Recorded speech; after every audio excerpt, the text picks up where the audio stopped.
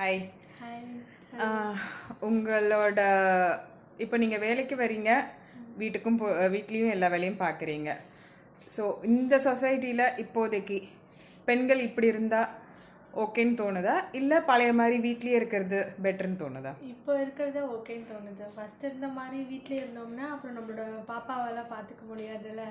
So இப்போது ஒர்க்குக்கு போனோம் தான் இப்போ இருக்க சுச்சுவேஷனுக்கு நமக்கு அந்த சேல்ரி இதெல்லாம் வச்சு பார்க்கறதுக்கு ஓகேவாக இருக்கும். ஸோ முன்னாடி இருந்ததை விட இப்போ நிறைய மாறிடுச்சுன்னு சொல்கிறீங்க. என்னென்ன மாற்றங்கள் உங்களுக்கு தெரியுதுன்னு சொல்ல முடியுமா? ஃபஸ்ட்டெல்லாம் வீட்டிலே இருப்போம், அதனால நமக்கு வெளியில் உள்ள பற்றி விஷயங்கள்லாம் எதுவுமே தெரியாது. இப்போ நாமளும் ஒர்க்குக்கு போகிறதால எல்லா விஷயமும் நம்மளால் இண்டிபெண்ட்டாக பண்ண முடியுது. ஓகே. இப்போ இருக்க சொசைட்டியில் பெண்களோட விடுதலை பற்றி உங்களோட கருத்து? ஃப்ரீடமாக தான் இருக்கும். Good, happy. பெண் குழந்தைங்க எப்படி வளரணும் அப்படின்னு பெற்றவங்களுக்கு உங்களோட அட்வைஸ்? கட்சாக இருக்கணும், நம்மளால எல்லாமே முடியும், யாரையும் டிபெண்ட் பண்ணியிருக்க வேண்டான்ற மாதிரி இருக்கணும். ஓகே. ஜென்ஸ் டாமினேஷனை பற்றி நீங்கள் என்ன நினைக்கிறீங்க?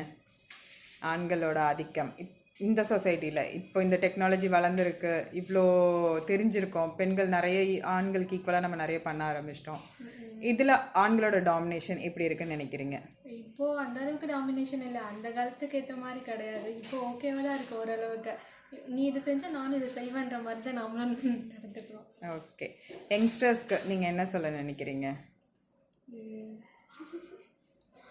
இருக்கிற நம்ம நிறைய ஃப்ரீடம் கொடுத்துருக்கோம், நம்ம சொல்கிறோம் பெண்களுக்கு ஃப்ரீடம் இருக்குன்னு சொல்கிறீங்க.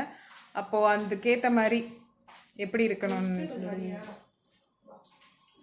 எல்லாருமே அந்த மாதிரி ஸ்பேஸ் கொடுக்கறதில்ல. நம்ம பேசுறதை பொறுத்து தான் ஜென்ஸ் வந்து நமக்கு ஃப்ரீடம் கொடுக்குறாங்க. ஓகே.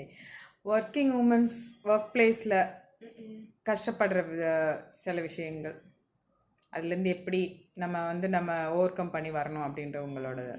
எல்லாரும் நம்ம கிட்ட ஒரே மாதிரி நடந்துக்க மாட்டாங்க, ஒவ்வொருத்தவங்களும் ஒவ்வொரு மாதிரி டைப் ஆஃப்.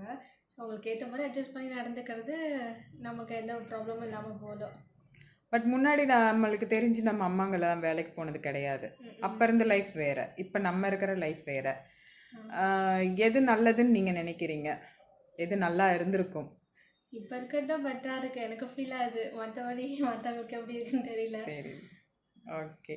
இப்போது முன்னாடி இருந்த ஆண்களோட குணங்களுக்கும் இப்போ வளர்ந்து வந்த யங்ஸ்டர்ஸ்க்கும் உள்ள குணங்களுக்கும் உள்ள வித்தியாசங்கள் உங்ககிட்ட? நிறைய டிஃப்ரென்ஸ் இருக்குது. அப்போல்லாம் பொண்ணுங்கன்னா இப்படி தான் இருக்கணும்னு யோசிப்பாங்க, இப்போல்லாம் எப்படி இருந்தாலும் ஓகேன்னு அக்செப்ட் பண்ணிக்கிறாங்க. ஓகே.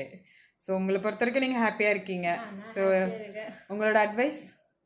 பெருசாக ஒன்றும் இல்லை, ஹாப்பியாக இருந்தால் போதும். ஆமாம். Okay, thank you. தேங்க்யூ.